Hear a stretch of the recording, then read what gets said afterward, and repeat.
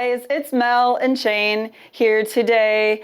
We are going through another carbon fiber drive shaft. We had a lot of questions on our last few videos about how we know our drive shafts are in phase and the whole actual pressing of the drive shaft in the bond yokes. So today we're gonna go through a really little short video with you on how that actually happens, how that takes place, and I'll let Shane do all the technical stuff with you while I finish up heating up the bond yokes and getting it ready to be pressed. Let's do it.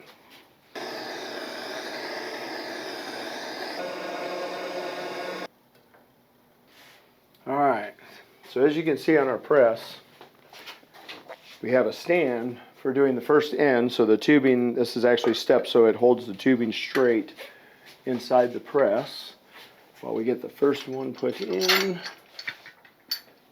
So we have the V-blocks at the top and the bottom. So the V-blocks, there's a rod that goes in the yoke, which I'll grab here. This will sit on top of the tubing. The V-block centers that yoke into the tubing, and we start our press.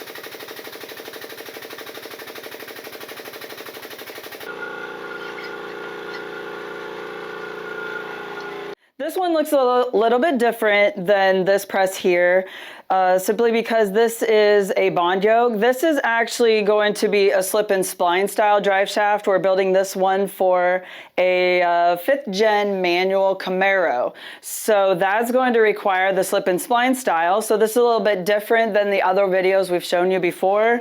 This one's just fully collapsed. This is actually how it looks when it's open. So just wanted to explain a little bit about the difference between the two drive shafts and why this looked different. So now I'm going to go ahead and heat it up. All right, so we're ready to do our second press. So as I was saying before, the stand for the tubing just sits on there in a groove. So we take that off. We're going to take our bar, insert it through this bottom yoke. And that centers right on there.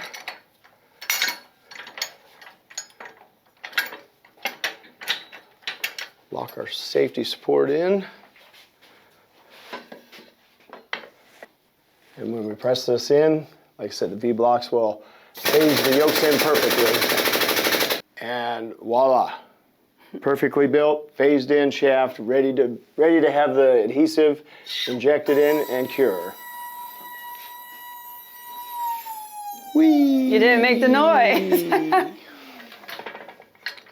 So now the drive shaft is all pressed together from the press, and I got to thinking, you know, there may be some people who are on this feed that aren't drive shaft builders, or they don't understand what some of the terminology we use means or why it's important. So I just wanted to kind of end the video with Shane explaining what in phase means and why that is so important, and then we could take this out, torque test it, get it balanced and ready to go. So when we refer to phasing, drive shafts, of course, assembled with two ends. So you have the yoke on each end. When we refer to phasing, what we want to do is we want to have the yoke on each end in phase with one another. This one, with having a slip yoke in it, is a good example. If this slip yoke this yoke shaft were to come out, and somebody were to put this back in your pocket. So as you can see, now the drive shaft is out of phase. And you're probably asking yourselves, well, he just took that apart. How does he know how it goes back together? Well, we actually put white marks on both pieces. So if we do have to take this apart, which we will during assembly to put fresh grease in there, we just line up these white marks and simply slide back together. And that is exactly what we refer to as in phase. And in phase is crucial because if the drive shaft is out of phase, the U-joints will actually work against one another. You want both U-joints making the same movement at the same time. So if that yoke is turned, now one U-joint is moving one way, one U-joint's moving another way, and can destroy the U-joints prematurely. So. Little short video on the press, since so many people had really good questions about it and what it all meant and how it worked. So now we'll just take it out and torque test it. Hopefully you enjoyed the video.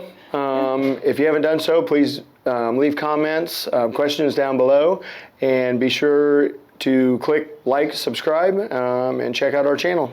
And also, follow us on social media. We post other stuff on social media. Sometimes we post product releases, new things we've added to our website, stuff like that. So follow us on Instagram, Facebook, TikTok, and of course, subscribe to YouTube. Thanks, guys. Thanks.